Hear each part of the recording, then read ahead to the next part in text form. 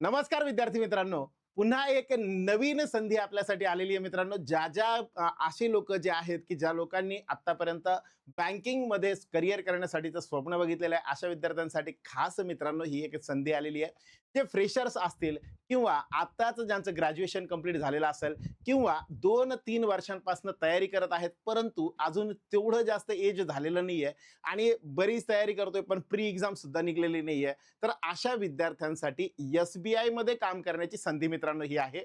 मग सर ही परमनंट नोकरी असते का? नेमकं याच्यामध्ये काय काय असतं? स्टायपेंड म्हणून जे काही पैसे मिळतात ते किती असतात? कशा पद्धतीने या जागा असतात आणि ह्यांच्यामध्ये सिलेक्शन कशा पद्धतीने होतं? एक्झाम असते का? इंटरव्ह्यू असतो का? ह्या सर्व प्रश्नांचं उत्तर जर तुम्हाला माहिती पाहिजे असेल तर ह्या व्हिडिओला शेवटपर्यंत बघा. मित्रांनो, यामध्ये नेमकं काय काय आहे चला तर समजून घेऊया. SBI अप्रेंटिस 2026 जाहिरात आलेली आहे. एकूण पद 7,150. 19 मे पासून अर्ज सुरू झालेत. एनी ग्रॅज्युएट जो असेल तो याला अप्लाय करू शकतो. 20 ते 28 वर्ष एज आहे. स्टायपेंड 15,000 आणि शेवटची तारीख 8 जून पर्यंत आहे. ठीक आहे. अप्रेंटिस भरती शेवटच्या तारखेची वाट बघत बसू नका. फॉर्म स्टार्ट झालेले आहेत. लगेचच्या लगेच फॉर्म भरून टाका.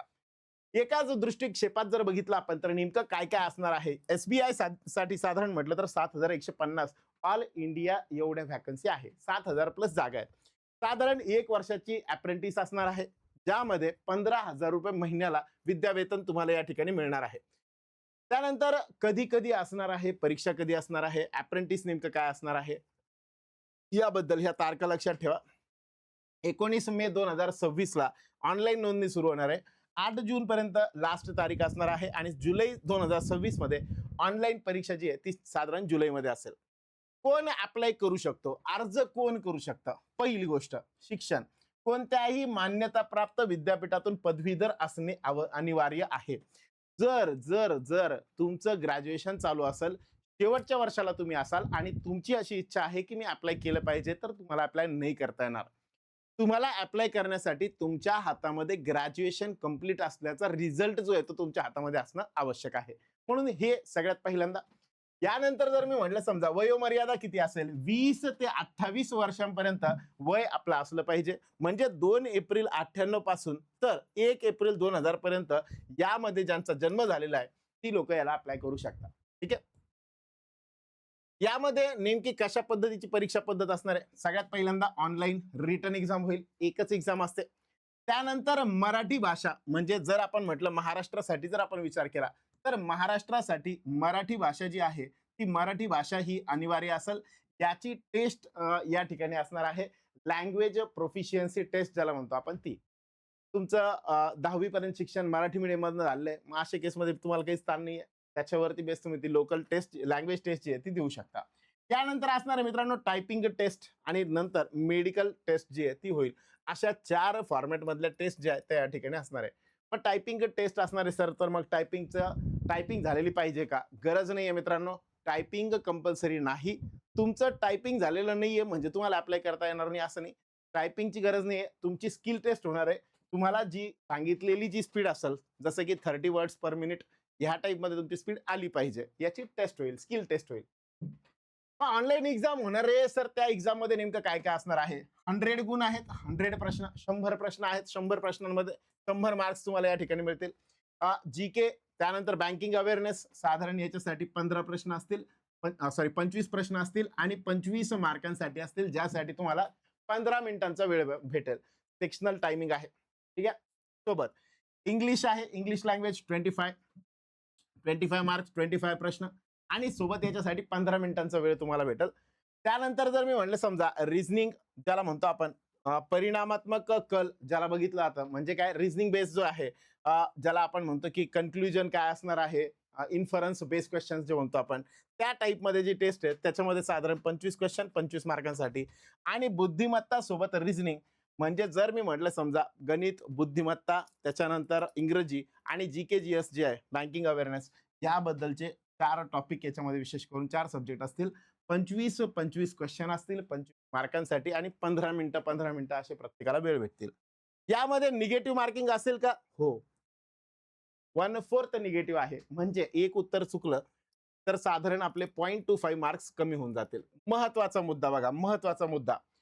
महाराष्ट्रासाठी आपल्याला कंपल्सरी असणार आहे काय? मराठी कंपल्सरी आहे. मराठी भाषेचे ज्ञान आवश्यक. उमेदवाराला मराठी वाचता, लिहिता, बोलता आणि समजता आली पाहिजे. 10वी किंवा 12वीच्या मार्कशीटवर मराठी विषय असल्यास ही चाचणी देण्याची गरज नाही. हे अत्यंत महत्त्वाचा मुद्दा. 10वी किंवा 12वीला जर तुम्हाला मराठी हा विषय त्याच्यामध्ये तुम्हाला असेल, तुमच्या बोर्डमधला म्हणा, 12वीच्या याच्यातला म्हणा किंवा 10वीला जर तुम्हाला मराठी हा सब्जेक्ट असा मार्कशीटवरती मेन्शन केलेला असेल, तर अशा केसमध्ये तुम्हाला या ठिकाणी एक्झाम देण्याची गरज नाही. टायपिंग टेस्ट काय असणार आहे? याच्यामध्ये विशेष काय काय? टायपिंग करताना स्पीड सोबत ॲक्युरेसी महत्वाची. सोबत बॅकस्पेसचा वापर जो आहे तो असतच नाही, याच्यामध्ये चालतच नाही, बॅकस्पेस वापरता येत नाही. सोबत कीबोर्डचा एक लेआउट जो आहे त्याला क्वेरिटी फॉर्मॅट म्हणतात. अशाच फॉर्मॅटमधला कीबोर्ड जो आहे तो असतो. घाई न करता स्क्रीनवरील शब्दांकडे काळजीपूर्वक लक्ष द्या आणि टाइप करा. तुम्हाला ऑनलाईन फॉर्मॅटमध्ये प्रॅक्टिस करण्यासाठी काही असे प्लॅटफॉर्म ऑनलाईन याच्यात आहे की ज्याच्यामध्ये तुम्ही टायपिंगची प्रॅक्टिस जी आहे ती करू शकता. ठीक आहे. यानंतर जर मी म्हटलं समजा सगळ्यांना जी फीस आहे साधारण जर आपण बघितले तर ₹300 फीस याच्यासाठी अप्लाय करण्यासाठी आहे. नॉन रिफंडेबल आहे. ₹300 फीस आहे. तुम्ही याला इझिली अप्लाय करू शकता. कसं अप्लाय करायचं याच्यासाठी ही साईट आहे. डिस्क्रिप्शन बॉक्समध्ये सुद्धा याची लिंक देतो. यावरती जाऊन पहिल्यांदा तुम्हाला अप्रेंटिसशिप इंडिया गव्हर्नमेंट.in NAPS पोर्टल जे आहे या पोर्टलवरती जाऊन तुम्हाला रजिस्टर करायचं आहे. NAPS पोर्टल सर्च करा. त्याच्यात पहिलं नाव जे येईल त्या लिंकवरती पण क्लिक करू शकता. यानंतर सेकंड स्टेपमध्ये तुम्हाला जायचं आहे SBIच्या अधिकृत वेबसाईटवरती. त्याच्यामध्ये sbi.co.in.careers वरती या करिअर्स वरती जा. इकडे गेल्यानंतर तुम्हाला काय करायचं आहे? करंट ओपनिंग्स मध्ये जायचं. एंगेजमेंट ऑफ अप्रेंटिस या लिंकवर क्लिक करायचं. तुम्हाला एक कोड दिलेला असेल इकडे. तो कोड जो जनरेट होईल तो कोड इथे तुम्हाला वापरायचा आहे. त्याने लॉग इन करायचं आहे आणि पूर्ण फॉर्म जो आहे तो भरायचा आहे. फायनली फीस तुमची जमा करायची आहे. ह्या पद्धतीने तुम्ही 1 वर्षासाठी 1 वर्षाचं ड्युरेशन आहे. SBI मध्ये कसं वर्किंग चालतं हे समजण्यासाठी तुम्हाला त्याच्यासाठी खूप फायदा होईल. बरं, याचा फायदा अजून कुठे? जर मी म्हटलं समजा तुम्हाला बँकिंगची तयारी करायची आहे, तर त्या केसमध्ये पहिल्यांदा तुम्हाला बँकेत जायचं, बँकिंगचं कल्चर बघून घ्या. त्याच्यानंतर तुम्हाला गॅप मिळेल, वेळ मिळेल, तुम्हाला जेव्हा वेळ मिळेल तेव्हा तुम्ही अभ्यास करू शकता. वर्किंग जे आहे त्या वर्किंगची माहिती होईल आणि त्या अभ्यासातून तुम्हाला अजून चांगला अभ्यास कसा होईल ह्यासाठी सुद्धा मदत होईल. आणि म्हणून ह्या टाईपच्या पोस्टला जर तुम्ही अप्लाय करत असाल तर ह्या पद्धतीने अप्लाय करू शकता. ठीक आहे. चलो, ही आहे पूर्ण माहिती. या व्यतिरिक्त अजून जर तुम्हाला काही पाहिजे असेल तर विशेष अजून बघा, कागदपत्रे कोणते कोणते लागतात. पहिलं, फोटो तुमचा कलरफुल फोटो असला पाहिजे 20 KB ते 50 KB पर्यंतचा. डाव्या हाताचा अंगठा काळ्या किंवा निळ्या शाईने 20 ते 50 KB मध्ये. त्यानंतर स्वतःची साईन करायची आहे एका ब्लँक पेजवरती आणि त्याचा फोटो काढून तो सुद्धा अपलोड करायचा आहे. आणि स्वयं घोषणापत्र ज्याच्यामध्ये सेल्फ हँड रिटन डिक्लेरेशन ज्याला म्हणतो आपण, म्हणजे स्वतःच्या हाताने जी माहिती दिलेली आहे ती एकदम क्लिअर कट योग्य आहे आणि माझ्या माहितीच ती खरी आहे, खोटी नाहीये हे सांगणारं पाहिजे. आणि परीक्षेच्या दिवशी काय काय लागतं त्याच्या काही सूचना. कॉल लेटर असलं पाहिजे. ओरिजिनल ID प्रूफ सोबत पाहिजे. सोबत ओळखपत्राची एक झेरॉक्स फोटोकॉपी आणि कॉल लेटर सोबत ते जमा करावं लागतं. Phone, mobile phone, smart watch वगैरे कोणते इलेक्ट्रॉनिक किंवा मेटलवाले काही उपकरण तुम्हाला घेऊन जाता येत नाही. त्यानंतर इलेक्ट्रॉनिक उपकरण परीक्षा केंद्रात नेण्यासाठी कंपल्सरी बंदी असते. ठीक आहे.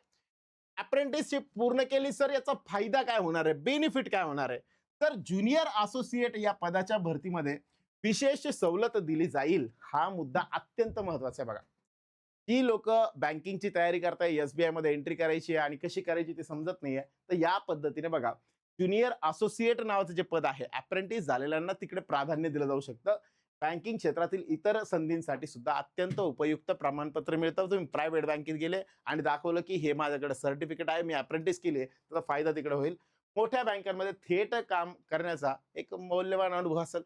तुम्ही बँकेत काम करतायत, भारतातली सगळ्यात मोठी बँक जी आहे ती म्हणजे SBI आणि त्याच्यात तुम्ही काम करताय, त्यातला एक्सपिरियन्स जो असेल त्याचं ब्रँड नेमच एवढं जास्त चांगलं आहे की तुम्हाला प्रायव्हेट सेगमेंटमधले कुठल्या पण बँकांमध्ये इझिली जॉब जे आहे ते मिळतील. सो ही सगळी माहिती या पद्धतीने आहे. बाकी काही शंका असल्या तिथे विचारू शकता. त्यांच्या ह्या पूर्ण डिटेल्स आहेत.